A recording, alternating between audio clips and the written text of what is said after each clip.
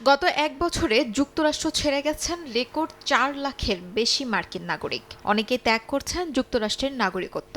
দেশটিতে বাড়তে থাকা বন্দুক সহিংসতা, ব্যয়বহুল স্বাস্থ্যসেবা আর জীবনযাত্রার উচ্চ ব্যয় থেকে মুক্তি পেতেই তাদের এই স্বেচ্ছায় দেশ ও নাগরিকত্ব ত্যাগ। সম্প্রতি ব্রুকিংস ইনস্টিটিউশনের জরিপে এমন তথ্য উঠে এসেছে।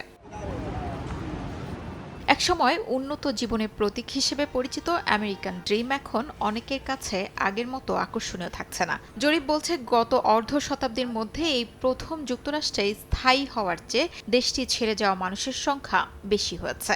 প্রায় ২০% মার্কিন নাগরিক বিদেশে বসবাস করতে আগ্রহী। ২০২৪ সালেই বিদেশে বসবাসরত মার্কিন নাগরিকের সংখ্যা ছিল প্রায় ৫৫ লাখ। বিশেষজ্ঞদের মতে এই সংখ্যা এখন আরও বেড়েছে।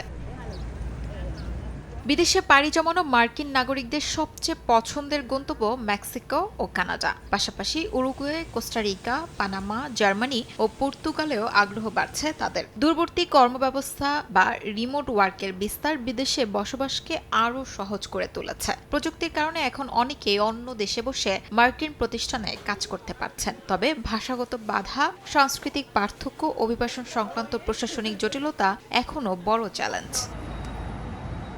এই পরিবর্তনের আরেকটি বড় ইঙ্গিত মিলছে নাগরিকত্ব ত্যাগের প্রবণতায়। ২০০৯ সালের আগে যেখানে বছরে মাত্র ২০০ থেকে ৪০০ মার্কিন নাগরিক নাগরিকত্ব ত্যাগ করতেন, সেখানে ২০২৫ সালে সেই সংখ্যা প্রায় ৫,০০০-এ পৌঁছেছে। এছাড়াও আনুষ্ঠানিকভাবে মার্কিন নাগরিকত্ব ছাড়ার জন্য বর্তমানে প্রায় ৩০,০০০ মানুষ সংশ্লিষ্ট কর্তৃপক্ষের সাক্ষাৎকারের অপেক্ষায় রয়েছেন। শিউলি রোসা, সময় সংবাদ।